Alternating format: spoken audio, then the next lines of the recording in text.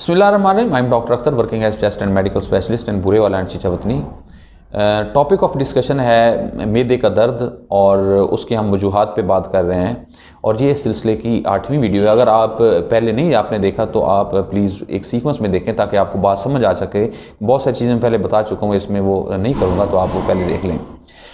अब इसमें बात करना चाह रहा हूँ कि मुख्तलिफ़ किस्म की ड्रग्स या दवाइयाँ जो हैं वो बहुत ज़्यादा प्रॉब्लम करती हैं, मैदे के दर्द की बहुत बड़ी वजह होती हैं।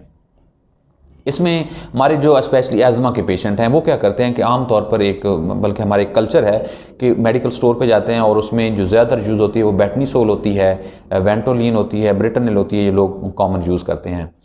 अब ये जो दवाइयाँ ये क्या करती हैं, ये जब आप क्योंकि जो एज़मा है इसका प्रॉपर इलाज इनहेलर्स की शक्ल में होता है, मैं अलग वीडियोज़ में तफसील से बात कर चुका हूँ।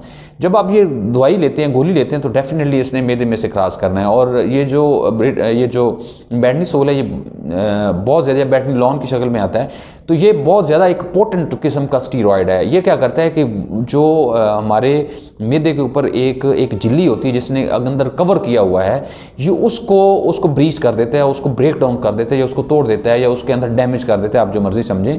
तो उस डैमेज की वजह से यह एक ज़ख्म बन जाता है। अब जब इस तरह का केस बार बार इस तरह की गोलियाँ खाता है तो उसकी वजह से आल्दो उसको थोड़ा बेनिफिट तो हो रहा है, क्योंकि ये एंटी इन्फ्लेमेटरी है, सोजिश तो ठीक करता है जिस्म में, उसको अपने एज़मा में फ़ायदा हो रहा है, लेकिन वो फ़ायदा भी एक टाइम पास वाला फ़ायदा है, कोई परमानेंट फ़ायदा नहीं है। लेकिन दूसरा नुकसान वो ये कर रहा है कि अपने स्टमक को बार बार डैमेज कर रहा है। जब वो जो ज़ख्म है वो एक लिमिट से क्रॉस करता है तो फिर मुस्तकिल पेन रहना शुरू हो जाता है। अब इसमें इलाज क्या है? अब इसमें सिंपल इलाज तो ये था कि इस पेशेंट को इस बेटनीसोल खाने की नंबर 1 तो ज़रूरत ही नहीं थी। दूसरे नंबर पे अगर इसको कंसल्ट करने की ज़रूरत है किसी भी पल्मोनोलॉजिस्ट को, और इसका फिर इनहेलर के जरिए इलाज होता है। अब वो इनहेलर जो है उन्होंने स्टमक में नहीं जाना होता, वो फेफड़े में जाते हैं और अपना काम करते हैं। तो इस तरीके से उसने क्या किया, अपने 2 नुकसान किए। एक तो ये कि उसका बीमारी भी नहीं ठीक हुई, दूसरा अपना मैदा ख़राब कर लिया। तो प्रॉपर ये है कि आप अपना स्टमक का उसमें एज़मा का इलाज कराएं थ्रू इनहेलर्स, वो पल्मोनोलॉजिस्ट प्रॉपर करेगा और इसकी ज़रूरत नहीं पड़ेगी, इस तरह आपको मसला नहीं होगा।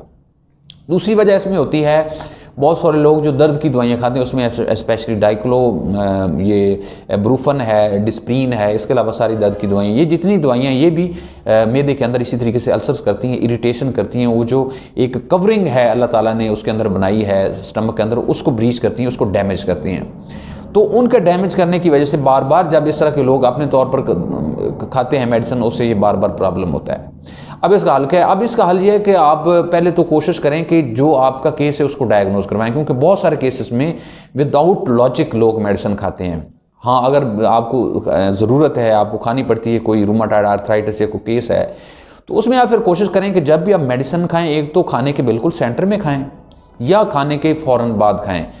उसका बेनिफिट ये होगा कि आपका वो जो मैं पहले एक पिछली वीडियो में बात कर चुका हूँ कि जो एक मिक्सचर बनता है खाने का, उसके साथ ही वो टैबलेट आगे पास कर जाएगी, आपको यहाँ पे डिस्टर्ब नहीं करेगी।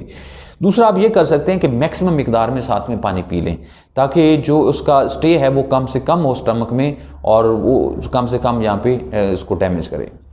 तीसरी अब इसमें वजह ये हो सकती है, एक एच पाइलोरी इन्फेक्शन होता है। वो यूजली नॉर्मल तो होता है, हमारे सबके स्टमक में होता है ये बैक्टीरिया, लेकिन एक दफ़ा जब कोई ड्रग ब्रीच कर देती है तो वो एक किस्म का समझें कि एक इन्फेक्शन का प्रोसेस शुरू कर देता है। अब वो फिर लंबा चौड़ा काम बन जाता है, एक क्रोनिक डिजीज़ बन जाती है।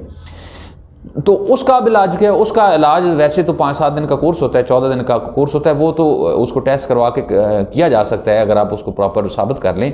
लेकिन उसकी कहीं ना कहीं वजह भी आपकी वो ड्रग्स ही हैं जो आपने किसी विदाउट लॉजिक लिए हैं। अगर लॉजिक भी लिए हैं तो वो प्रॉपर मैनेज नहीं कर सके। अगर ब्रीफली अगर मैं बात करूँ तो अगर कोई भी आप ड्रग खाते हैं, कोई भी आप किसी किस्म की भी देते हैं, तो उसको नंबर 1 सोच समझ कर लें, डॉक्टर की प्रेस्क्रिप्शन पे लें, मेडिकल स्टोर से ना लें। और दूसरे नंबर पे जितने भी एज़मा वाले पेशेंट हैं वो बेटनीसोल, वेंटोलिन और ब्रिटानिल का कम से कम इस्तेमाल करें, या नहीं करना चाहिए बल्कि मैं तो कहूँगा, क्योंकि आपको इनकी ज़रूरत ही नहीं है। इनसे एक तो आपकी बीमारी का टाइम पास हो रहा है, वो अंदर से कॉम्प्लिकेट हो रही है, दूसरा आप स्टमक को डैमेज कर रहे हैं। तो आप प्रॉपर इलाज कराएं, आपको तो मसला का नहीं है।